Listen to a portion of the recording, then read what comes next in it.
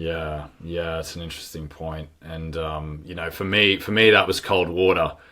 Cold water is something I could never get my head through, and I read books on how to deal with it, and I just couldn't do it. Cold water to me is what obstructed me from a few things. I You did joined the diving. wrong organization. Yes, yeah, I know. Not only that, but I volunteered for what's called ship's diver, which is the people God. who go and check the propellers Yeah, and you check guys the are hull. nuts.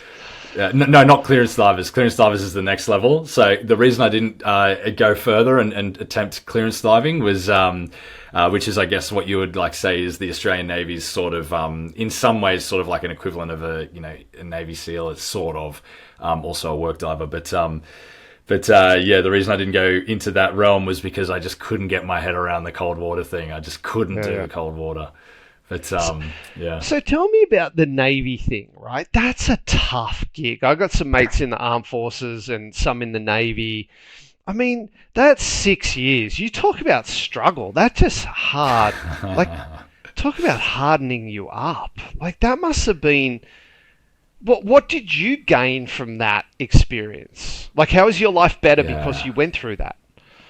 Yeah, well, it's infinitely better, I would say, as like to preface it. I would say like my challenge at school was that I was kind of the typical example of a child who, it's almost a cliche that the teachers would say so much potential, but can't sit still in the classroom, right? Like later in adult life, after I left the Navy, actually, not around about the time we met, I was diagnosed with adult ADHD. And so maybe that had some sort of, suggest some things around how I really struggled to sit still for 6 hours a day through my childhood. And so going to the Navy, obviously a completely different environment, plenty of exercise going through basic training, really took to basic training, really enjoyed the sort of, the discipline elements around it. And went really well, went really, really well, specialized in engineering. And I think some of the things that really impacted me, number one, is that I hadn't left Australia before I joined the Navy. Yep. And so it really changed my outlook on the world. I had a very small world outlook when I was 18, and that changed a lot by the time I was 24.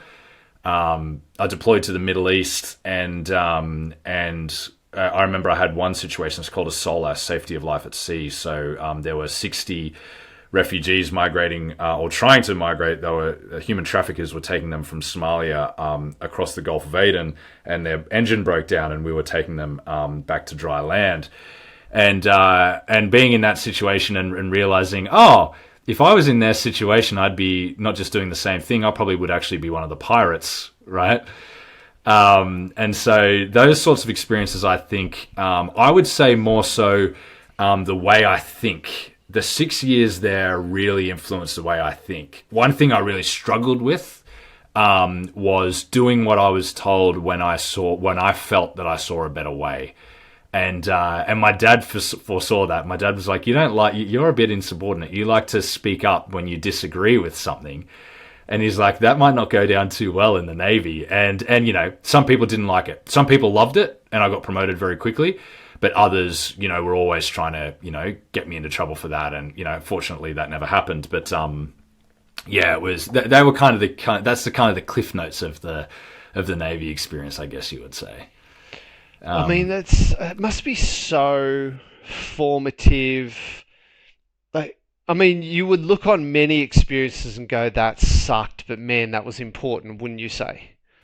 Oh, big time, big time. Yeah, I owe so much to those 6 years. Yeah, so much. I use it every day.